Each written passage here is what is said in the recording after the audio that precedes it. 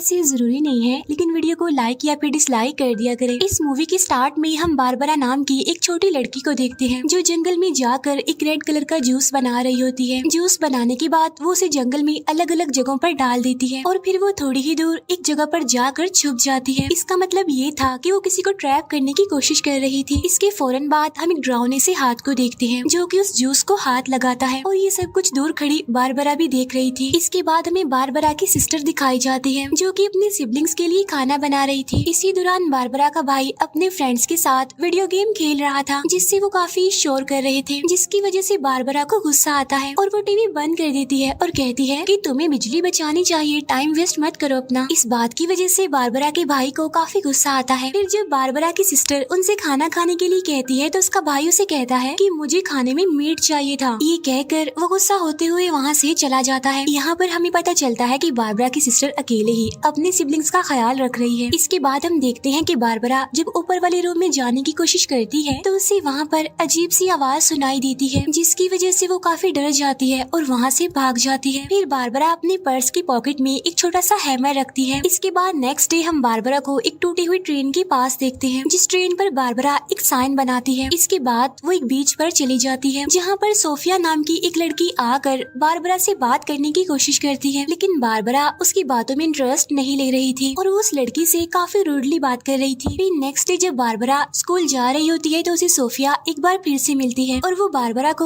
उसके साथ बस में बैठने के लिए कहती है, लेकिन बारबरा उसे साफ इनकार कर देती है। इसके बाद जब बारबरा स्कूल पहुंचती है तो वो अपने बनाए हुए साइंस को काउंट करने लगती है और उसे ऐसा करता उसकी क्लास टीचर देख लेती है। इसीलिए वो बारबरा का पीछा करती है क्योंकि बारबरा तो काफी अजीब ही बिहेव कर रही थी। इसके बाद बारबरा जब लंच कर रही होती है तो उसके पास एक लड़की आकर उसे बुली करती है और उसे परेशान करने की कोशिश भी करती है। तभी इस बात से परेशान होकर बारबरा उसके हाथ पर स्पिट करती है जिसकी वजह से उस लड़की को काफी गुस्सा आता है और वो बारबरा को मारने लगती है, लेकिन तभी बारबरा की टीचर उसे अपने पास बुला लेती है जिसकी वजह से वो बच जाती है। फिर बारबरा जब अपनी टीचर के पास जाती है तो उसकी टीचर तो उससे काफी अच्छे से बिहेव करती है और वो बारबरा से बात करने की भी कोशिश करती है, लेकिन बारबरा तो उससे भी काफी रूडली बात करती है और वहाँ से चली जाती है। अब बारबरा की ये बात उसकी टीचर को भी काफी बुरी लगती है। इसके बाद बारबरा जब पानी पी रही होती है तो वही बुली करने वाली लड़की फिर से वहाँ पर आ जाती है और वो फिर से बारबरा को मारने की कोशिश करती है, लेकिन बारबरा तो उससे बिल्कुल भी नहीं डर रही थी। लेकिन इससे पहले कि वो लड़की बारबरा को मारती वहाँ पर प्रिंसिपल आ जाते हैं जो उस बुली करने वाली लड़की को देखकर उसे एक हफ्ते के लिए सस्पेंड कर देते हैं। इसके बाद हमें एक बीच का सीन दिखाया जाता है जहाँ पर बारबरा के साथ सोफिया भी थी और इस बार बारबरा उससे गुस्से से बात नहीं करती बल्कि अब उन दोनों की दोस्ती हो चुकी थी और यहाँ पर सोफिया बारबरा की बहादुरी से काफी इम्प्रेस होती है क्योंकि उसने उस बुली करने वाली लड़की का काफी बहादुरी से सामना जो किया था। इसके बाद बारबरा सोफिया को जायंट्स की कहानी सुनाती है जिसमें सबसे पहले वो उस जायंट के बारे में बताती है जो सबसे पहले पैदा हुआ था कि वो तो साइज में बहुत ही बड़ा था, लेकिन अब क्योंकि वो अकेला था तो इसीलिए उसने खुद को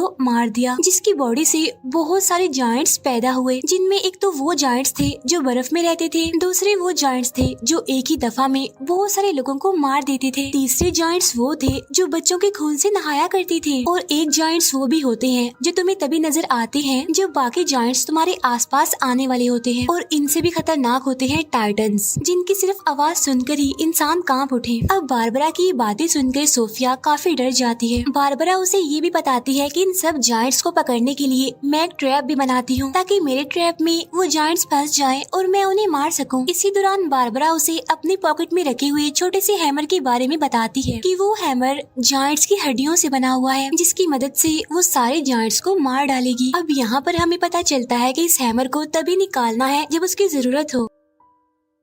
इसी दौरान सोफिया बारबरा की पॉकेट पर क्वास्की लिखा हुआ भी देखती है तो इसीलिए वो बारबरा से इस बारे में पूछती है, जिस पर बारबरा उसे बताती है कि असल में क्वास्की एक बास्केटबॉल प्लेयर था। तभी अचानक से बारबरा अपने आसपास बहुत सी अजीब चीजें नोटिस करती है तो इसीलिए वो वहाँ से जाने लगती है, जिस पर सोफिया उसे काफी रोकने की कोशिश भी करती है, लेकिन बारबरा उसे खुद से दूर रहने के लिए कहती है क्योंकि बारबरा का मानना था कि जो कोई भी उसके पास आता है तो उसे कोई ना कोई नुकसान हो जाता है। इसके बाद बारबरा जब जंगल से गुजर रही होती है तो उसे वहाँ पर जायंट्स के होने का एहसास होता है, इसीलिए वो उस जायंट को ट्रैप करने की कोशिश करती है, लेकिन वो जायंट वहाँ से चला जाता है। इसके बाद बारबरा जब अपने घर वापस आती है तो उसे ऊपर वाले रूम से फिर से किसी चीज की आवाज सुनाई देती है, तो इसीलिए वो हिम्मत करके वहाँ पर जाने की कोशिश करती है, लेकिन साथ साथ उसे वहाँ पर कोई बुला भी रहा था। और तभी हम वहाँ पर एक अजीब सी चीज का शैडो भी देखते हैं, जिसे देखकर बारबरा काफी घबरा जाती है और वहाँ से भाग जाती है। इसके बाद नेक्स्ट डे बारबरा फिर से अपने टीचर से मिलती है और इस बार वो अपने टीचर से काफी अच्छे से बात करती है। अब यहाँ पर हम ये जान पाते हैं कि बारबरा को ऐसा लगता है कि लोग बेवकूफ हैं, इसीलिए तो वो लोगों से ज्यादा बात नहीं करती। इसके बाद जब बारबरा स्कूल में होती है तो बाय मिस्टेक उसकी वो पॉकेट खुल जाती है, वही पॉकेट जिसमें उसने वो हैमर रखा हुआ था। अब ये देखकर बारबरा काफी घबरा जाती है, क्योंकि उसे तो तभी खोलना था जब उसकी जरूरत हो। अब बारबरा जंगल की तरफ भागने लगती है, तब सोफिया उसे देख लेती है और वो भी उसके पीछे पीछे भागने लगती है। जंगल में जाकर बारबरा जब जायंट्स को ढूंढ रही होती है तो सोफिया उसे काफी समझाने की कोशिश करती है कि देखो ऐसी कोई भी चीज नहीं होती, लेकिन बारबरा उसकी बात नहीं मानती। इसके बाद उन्हें हिरन का मरा हुआ बच्चा मिलता है, जिसकी बॉडी की हालत काफी खराब थी, जिसे देखकर बारबरा तो समझ जाती है कि इसे जायंट नहीं मारा है, लेकिन सोफिया ये देखकर काफी डर जाती है और वो बारबरा को अकेला ही वहाँ पर छोड़कर भाग जाती है। इसके बाद बारबरा को एक जायंट दिखाई देता है जो उससे बताता है कि तुम एक बच्ची हो और बहुत कमजोर भी, इसीलिए तुम अकेली जायंट्स का सामना कभी भी नहीं कर पाओगी, क्योंकि जायंट्स बहुत जल्दी आ रहे हैं। तब ये सुनकर बारबरा काफी घबरा जाती है। इस नेक्स्ट सीन में हम बारबरा और उसकी टीचर को देखते हैं और जब उसकी टीचर बेसबॉल गेम का नाम लेती है तो बारबरा काफी दुखी हो जाती है और रोने लगती है। अब उसकी टीचर उससे बात करने की काफी कोशिश करती है, लेकिन बारबरा वहाँ से जाने लगती है। अब उसकी टीचर उससे बार बार सवाल करने लगती है, जिसकी वजह से बारबरा को काफी गुस्सा आ जाता है और वो अपनी टीचर को स्लैप कर देती है और वहाँ से भाग जाती है। इसके बाद हम देखते हैं कि बारबरा अपने ख्यालों में इतना ज्यादा खोई होती है कि जब सोफिया उससे बात करने की कोशिश करती है तो बारबरा उसे भी पंच मार कर गिरा देती है। अब इस बात की वजह से सोफिया को बहुत गुस्सा आता है और वो वहाँ से भाग जाती है। इसके बाद बारबरा जब अपने घर जाती है तो उसकी सिस्टर उसका अजीब बिहेव देखकर उससे कहती है कि मैं तुम्हारी हेल्प करना चाहती हूँ, अगर तुम्हें स्कूल में कोई परेशान करता है तो तुम उसका सामना करो। लेकिन बारबरा उसकी भी एक बात नहीं सुनती और वहाँ से चली जाती है। अब क्योंकि बारबरा ने सोफी को पंच मारा था, इसीलिए वो बुली करने वाली लड़की सोफिया को बारबरा के खिलाफ भड़काती है और उससे बारबरा का सीक्रेट भी पूछती है। तभी सुनकर सोफिया उसे उसी बीच पर ले जाती है जहाँ पर वो अक्सर बारबरा के साथ आया करती थी। वहाँ पहुंचकर वो बुली करने वाली लड़की उन सारे ट्रैप्स को तोड़ देती है जो बारबरा ने बनाए थे। तभी बारबरा भी वहाँ पर पहुँच जाती है और वो उस बुली करने वाली लड़की को वहाँ पर देखकर काफी गुस्सा होती है। बारबरा उसे मारने के लिए अपना वो छोटा सा हैमर निकालती है, जिसे देखकर वो लड़की काफी हैरान रह जाती है, क्योंकि वो तो सिर्फ एक छोटा सा हड्डी का टुकड़ा था। लेकिन इससे पहले कि बारबरा कुछ समझ पाती, वो बुली करने वाली लड़की उसे पंच मार कर गिरा देती है। तब उस लड़की की बाकी फ्रेंड्स भी बारबरा पर अटैक कर देती है और उसे इतना मारती है कि बेहोश कर देती है। इसके बाद जब बारबरा की आँख खुलती है तो वो खुद को अपने ऊपर वाले रूम में पाती है, जिसकी वजह से वो काफी डर जाती है। वो देखती है कि रूम के बाहर सोफिया खड़ी हुई है और वो उसे पूछती है कि तुम मुझे यहाँ ऊपर क्यों लेकर आई हो, तुम्हें पता नहीं यहाँ पर जायंट्स हैं। ये सुनकर सोफिया डर जाती है और वहाँ से भाग जाती है। इसके बाद बारबरा डरते हुए अपने घर से बाहर आकर अपने टीचर के पास जाती है, जहाँ पर वो अपनी टीचर से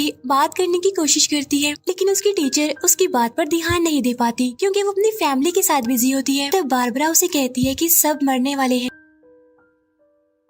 तभी ये सुनकर उसकी टीचर का हस्बैंड काफी गुस्सा हो जाता है। बारबरा की टीचर भी ये सुनकर काफी हैरान रह जाती है और उससे बात करने की कोशिश करती है, लेकिन बारबरा उसकी कोई भी बात सुने बगैर वहाँ से चली जाती है। इसके बाद हम देखते हैं कि बारबरा जायंट्स को पकड़ने के लिए अकेले ही जंगल में भाग रही होती है और वो एक जगह पर अपने आसपास नुकीली लकड़ियाँ लगाती है। इसके बाद वो जायंट्स के आने का वेट करती है। इसके बाद हम देखते हैं सोफिया को जो अपनी टीचर के पास जाती है और उन्हें लेकर वो जाती है बारबरा की सिस्टर के पास, क्योंकि बारबरा 2 दिनों से स्कूल नहीं आई थी। अब ये सुनकर बारबरा की सिस्टर काफी हैरान रह जाती है। इसके बाद सोफिया बारबरा के घर के अंदर जाती है, जहाँ पर उसे एक टेप रिकॉर्डर मिलता है, जिसे सुनने पर उसे पता चलता है कि क्वास्की ने एक टीम को हराया था और जिस टीम को उसने हराया था उसे जायंट्स कहते थे। क्वास्की यानी वही जिसका नाम सोफिया ने बारबरा की पॉकेट पर भी देखा था, और ऐसा होने के बाद ही क्वास्की का नाम जायंट्स किलर पड़ गया। इसके बाद हम देखते हैं कि सोफिया जब बारबरा से मिलती है तो बारबरा उस पर काफी गुस्सा करती है, क्योंकि सोफिया ने उसे धोखा दिया था और ये जो सब कुछ कुछ हो रहा था वो सोफिया की वजह से ही हो रहा था। और अब तो बारबरा के पास जायंट्स को रोकने के लिए वो हैमर भी नहीं है। तब बारबरा को एक बार फिर से वही जायंट दिखाई देता है जो उसे पहले भी दिखाई दे चुका था। इस बार वो जायंट्स बारबरा को धमकी देते हैं और उसे जंगल में आने के लिए कहते हैं। इसके बाद बारबरा जब उसे टूटी हुई ट्रेन में पहुंचती है जहां पर जायंट्स उस पर अटैक करने की कोशिश करते हैं, लेकिन वो अपनी बनाए हुए साइंस को इलेक्ट्रिसिटी की मदद से एक्टिवेट कर देती है, जिसकी वजह से वहाँ पर आग लग जाती है और वहाँ पर जितने भी जायंट्स होते हैं वो सब मारे जाते हैं। इतनी ही देर में सोफिया भी वहाँ पर आ जाती है और वो ट्रेन को जलता हुआ देखकर काफी घबरा जाती है और इस बारे में वो बारबरा से पूछती है, जिस पर वो कहती है कि मैंने ऐसा करके तुम सबकी जान बचा ली है। इसके बाद वो वहाँ से चली जाती है। नेक्स्ट डे हम देखते हैं कि पूरे शहर का मौसम काफी खराब है और न्यूज में तो तूफान आने के बारे में बताया जाता है। इसी दौरान बारबरा की सिस्टर को उसका लेटर मिलता है जिसमें बारबरा अपनी बहन को सॉरी कहती है और तभी उसकी सिस्टर के पास बारबरा के टीचर की भी कॉल आती है जो उससे बारबरा के बारे में ही पूछती है। तब उसकी बहन बताती है कि बारबरा तो घर पर है ही नहीं। इसके बाद हम देखते हैं बारबरा को जो बारिश में भी उसी बीच पर होती है। वहाँ पर उसकी टीचर भी पहुँच जाती है जो उसे घर चलने के लिए कहती है, लेकिन बारबरा उनके साथ चलने के लिए इनकार कर देती है और कहती है कि मुझे अपना काम खत्म करना है क्योंकि वो आ रहे हैं, यानी जायंट्स आ रहे हैं और मेरे पास उन्हें रोकने के लिए हैमर भी नहीं है।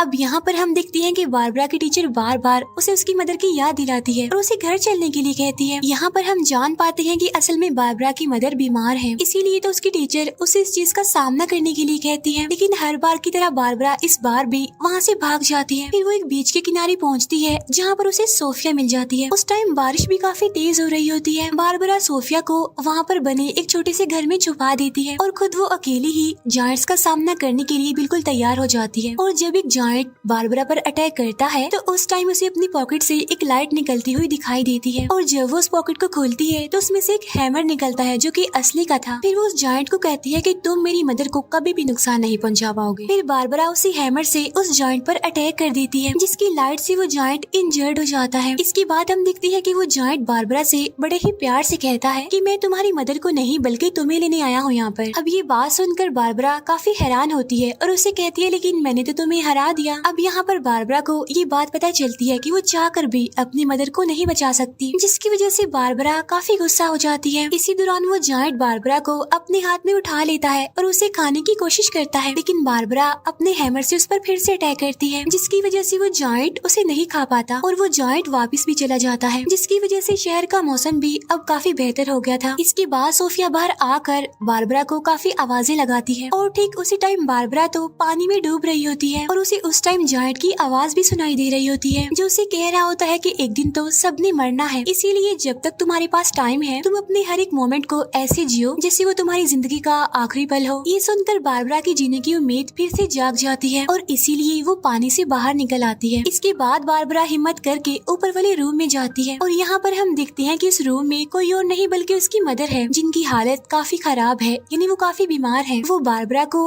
वहाँ पर देखकर काफी खुश होती है क्योंकि उन्हें लग रहा था कि वो कभी भी बारबरा से दोबारा नहीं मिल पाएंगी। इसके बाद बारबरा अपने बिहेव पर अपनी मदर से माफी मांगती है। इसके बाद हमें कुछ दिनों बाद का सीन दिखाया जाता है जहाँ पर बारबरा की मदर मर चुकी थी, जिससे बारबरा काफी दुखी होती है और रोने लगती है। इसके बाद जब वो अपने रूम में होती है तो उसे बाहर से किसी की आवाज सुनाई देती है और जब वो विंडो से बाहर देखती है तो वहाँ पर कोई और नहीं बल्कि वही जायंट था जो शायद बारबरा को देखने आया था, ये चेक करने के लिए कि बारबरा उसकी मदर के मरने के बाद ठीक है भी या फिर नहीं। तब बारबरा इमोशनल होते हुए उसे बताती है कि मैं बिल्कुल ठीक हूँ। इसके बाद वो जायंट वहाँ से चला जाता है और ये मूवी यहीं पर एंड हो जाती है।